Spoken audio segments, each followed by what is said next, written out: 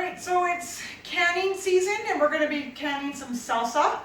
This is our family favorite. I can't even buy store-bought. My family won't even eat that anymore. So they prefer the homemade salsa. It's a lot of work if you can have somebody to help you out. It goes way better, it goes faster, and you can get your method going. There's a lot of ingredients in salsa. So I have 20 pounds of Roma tomatoes. I prefer the Roma tomatoes because they are a firmer tomato, a little bit less juice in them. And I also will drain them once they're chopped up. I will drain out some of the excess juice in them because you don't want your salsa to be too runny. So I have 20 pounds of Roma tomatoes. I have 8 regular peppers. So I have some 4 green ones.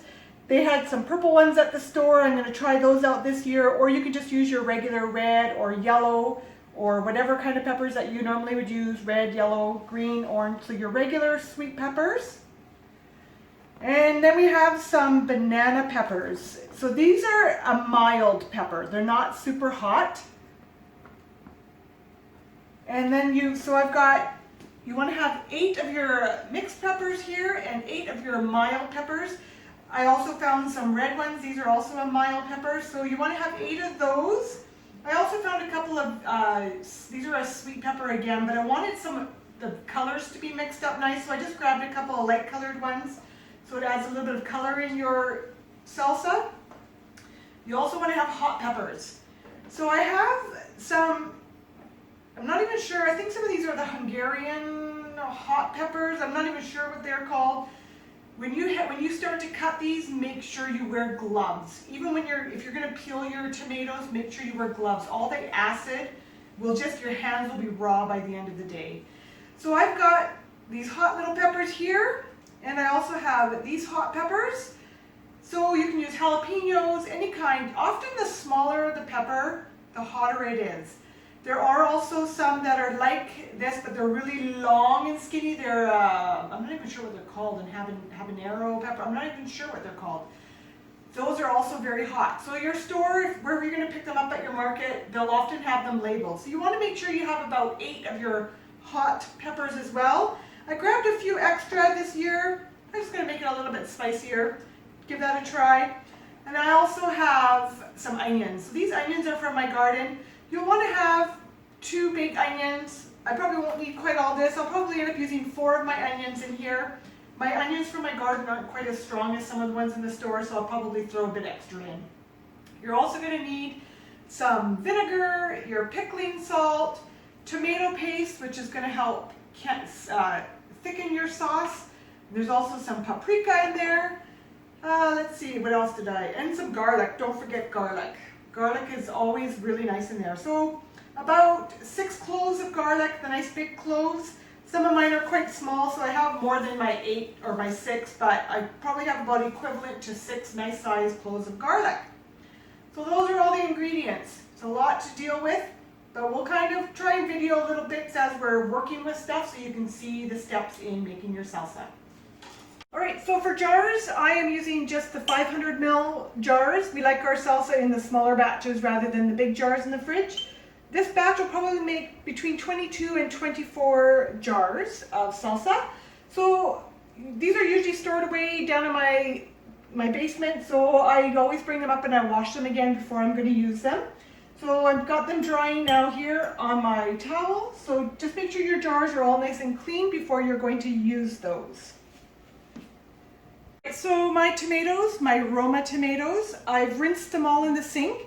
I have an electric frying pan going here so that I have continuous hot water. You can do this on the stove, but I just find it so much easier to have continuous hot water here beside my sink. So what I do is I'll take out the center part on the top of my tomato and get that out of the way so that when you put it in the hot water and let them sit there for a couple minutes, and I'll also turn them. And once you see that the skins are splitting on them, so you can see this one here, the skin is split, then you want to put it into cold water. And once you put it in cold water, then the peels will just slide right off. So you can compost all your peels if you like, and now you've got your tomato, which has no skin on it, and we're going to chop those up later. So you want to get all 20 pounds of your tomatoes all peeled and ready to go. So we're getting all our peppers chopped up. So your regular everyday sweet peppers, I've cut them and removed all the seeds. So that's 8 peppers that I've got there. With my mild peppers, so these are not very hot, I have cut them in half. I removed the seeds from one half, but keep the seeds in the other half, because the seeds is where you're going to get some of the heat for your salsa. And also with the hot peppers, same thing, I'm going to cut them in half. And the first thing you're going to do is take one half and remove those seeds out of there. And make sure you're wearing gloves or your fingers are going to be burning. So we've got half removed, and keep the seeds in the other half. And then you're going to chop all those peppers. If you like your salsa chunky, you can do bigger chunks. We like it fairly fine. So I'm going to be chopping all of this up, get it into a big stock pot. So in my pot, I'm going to start throwing some of my other ingredients in there. I've chopped up my onion in just my little food processor here. So I have equivalent of, I probably have almost 3 onions in here, because they're my garden onions, so they're pretty fresh, so they're not quite as strong as some store-bought ones. So, but the recipe calls for 2 onion. And I have 1.5 cups of vinegar. I have 2 tablespoons of pickling salt, so it's different than your regular salt. And I have 4 teaspoons of paprika that I'm going to have in there. And I have 4 cans of tomato paste. These are just the little 156 ml or the 5.5 ounce tomato paste. So you want to get all of those put in. And then you're going to chop up your garlic. Just mince up your garlic. I just have a little garlic press that I'm going to be doing that with. And chopping all your peppers and cutting your tomatoes. So depending how chunky you like to have your tomatoes, you could just chop them up, and if they get if there's still a lot of liquid in them, I like to put them in a strainer first, which I have over there right now, but strain it, because all this extra liquid, you don't want to have all of that into your salsa, because then it gets too liquidy. So I'm going to put these in a strainer above a bowl so that they can drip a bit before I put them into my big stock pot. You're going to get all your ingredients in here, and this thing is going to be full, and we're going to stir that up and simmer that.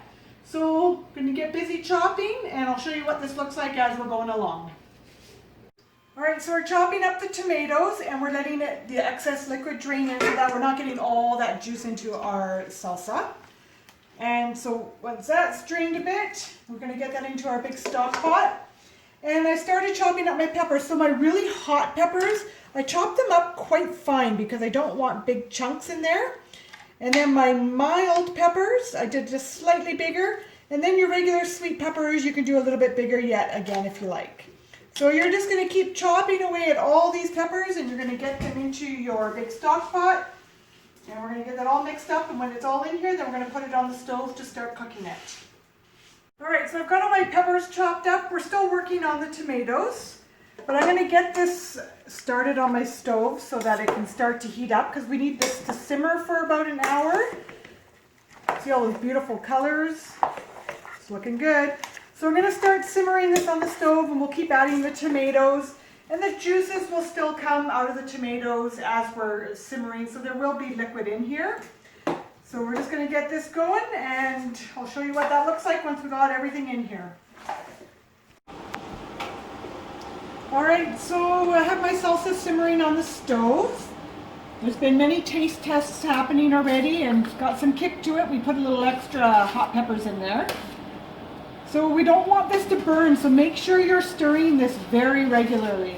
We want this to simmer for a while, for a good half hour to an hour before we put it in our jars. So because this is simmering now, I'm going to get my canner going. So I'm going to get that about half full, and I'm going to get that to a boil so that we can get our jars in there. And I also have a small jar that I'm going to put on the stove. I'll warm up this water just with my seals in it. And I just like this to sit in warm water. It softens the rubber of the seals when I put them on top of my jars. So I'll get that going closer to the end. And the salsa, so you can see it clearly the juice has come out of the tomatoes, so we've got liquid happening here. So I'm going to be pulling a little bit of liquid out, and I'm going to add some cornstarch and then put it back in so that it can help thicken the sauce part a little bit.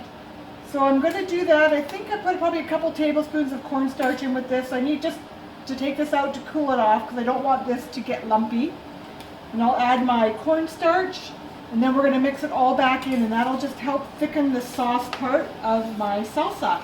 But I want to do that at the very end before I'm going to process it because I don't want that to stick to the bottom. And if you thicken it too early, it can start to stick to the bottom of your pot. So we're just going to keep getting everything going here, get the canner up to temperature, and then we're going to get our processing done. Alright, so I've got my about 3 tablespoons of cornstarch in that little bit of liquid I took out earlier. And we're going to get that into our sauce here so that that can start to thicken.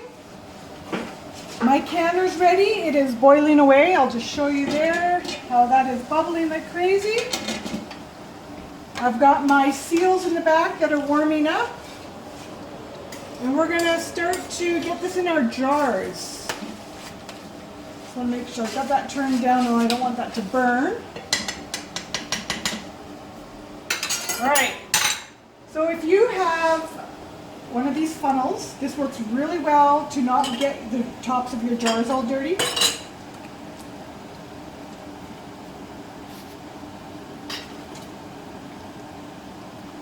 And you want to fill your jars to about the beginning of that top rim there. You want to make sure you give yourself about a ½ inch head space in there.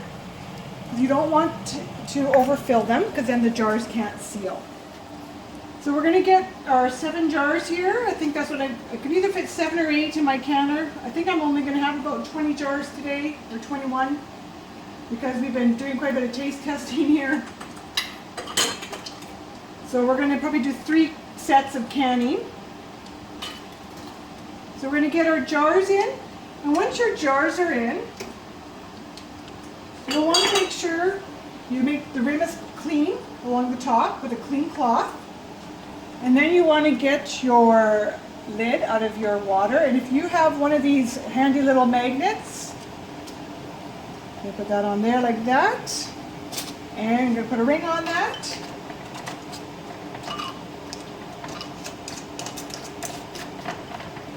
And I'm just going to set that aside until I have all 7 ready, and then I'm going to put them in my canner. Alright, I'm ready to get some jars into my canner. So I've got my rack raised up so I can put my jars in.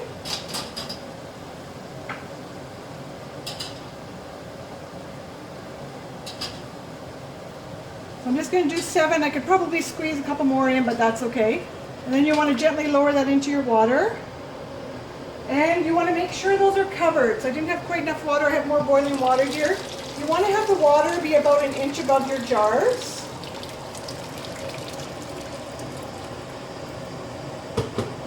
And we're going to get the lid on right away. We want to wait, before we set our timer, we want to make sure that this pot comes to complete boil. And that can take a little bit depending how hot your salsa is and everything. So we want to make sure that's a good rolling boil before we set our timer for canning. Alright, so this is a good boil, and I'm going to put my timer on for 10 minutes. If you're wanting to do 1 liter jars, you're going to need to process that in the canner for 15 minutes.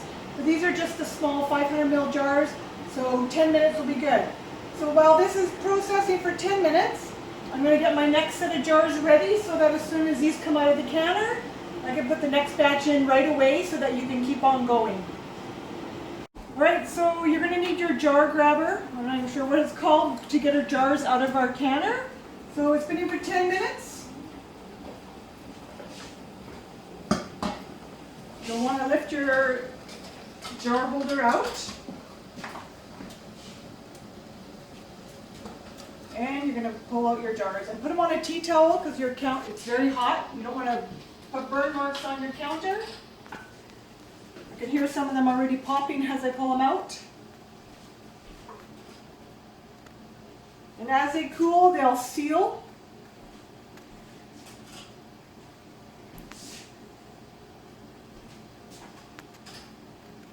And we're right away going to get the next batch in. We don't want that water to cool down too much. And then you have to wait for it to come to a boil again before you start your timer for 10 minutes. If you look closely, you'll see this one here is not sealed yet. I hear some of them popping, and some of them, see, I can hear them right now. They're going to be popping fairly quickly. So you want to make sure they're sealed completely. They can take a little while.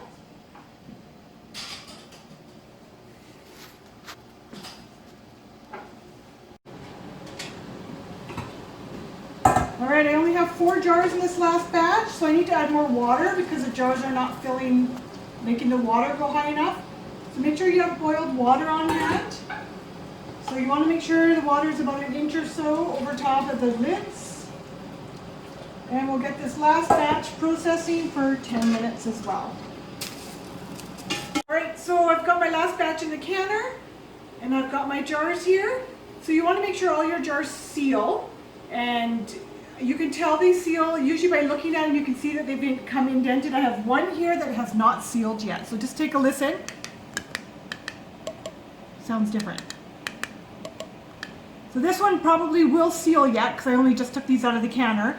But you want to make sure that they're all sealed before you put them away. And if it does not seal, put it in the fridge and just use it first. That's okay. I find that my batch did not make nearly as many this year, and I'm pretty sure it's because the tomatoes were not very big. So even though I had 20 pounds of tomatoes, there was a lot more skin that I removed. So if your tomatoes are not very big and you're removing a lot of skin, your batch will be a little bit smaller, because normally I get 22 jars and this time I only got 18. So it made quite a bit of a difference actually when you're using a bit smaller tomatoes. So if you can find the bigger tomatoes, the Romas, then it's nicer. It's also a lot less work to actually peel them all. But give it a try. Homemade salsa is just so good. So I have my recipe down there. Hopefully the little steps we showed you will help you out to try it out, and try it with a friend, because it's certainly much easier doing all that chopping with somebody else.